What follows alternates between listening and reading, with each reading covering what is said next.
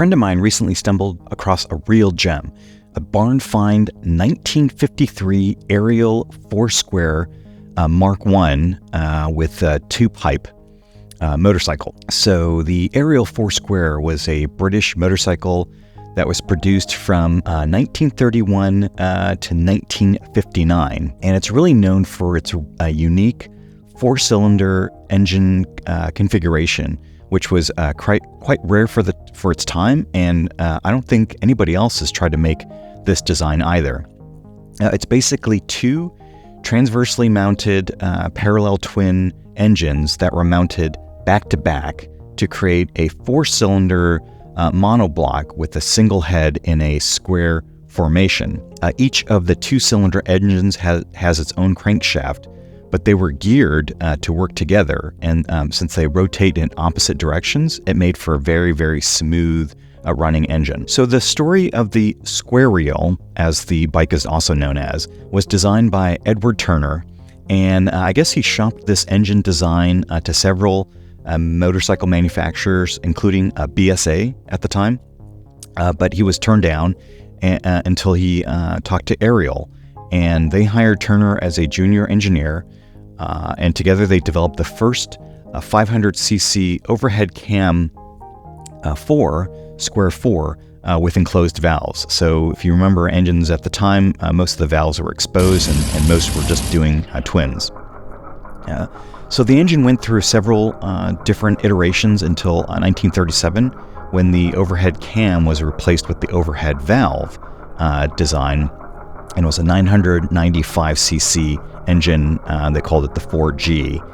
And in 1949, they switched from a cast iron cylinder head and barrel to an alloy head and barrel, and that's what's in this bike.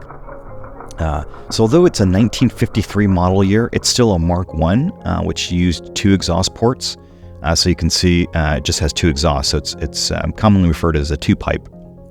And it created 35 horsepower and could reach 90 miles per hour. So I think at the time it was the fastest production motorcycle ever made. Then in 1953 was the same year that Ariel introduced the engine with separate barrels, and they redesigned the head to have 4 exhaust ports. So this is what's known as the Mark II.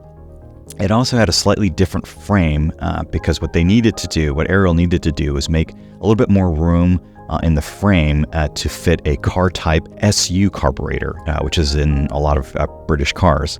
So the SU carburetor allowed them to increase horsepower to 40, and this allowed this Square 4 to reach 100 miles per hour with a weight of just 425 pounds. So it's very, very light and, again, very quick.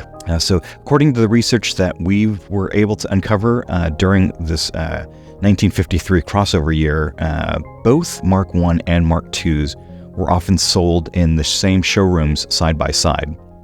So a total of 15,639 Ariel 4-squares were sold, and just under 8,000 were Mark I, Mark IIs. I'm not going to say how much my friend paid, but based on the values that we were able to find on Haggerty and Bring a Trailer, he absolutely stole this thing. So he's still thinking about what he wants to do with the bike. Not really sure what his plans are, whether he's going to restore it or just keep it as a runner.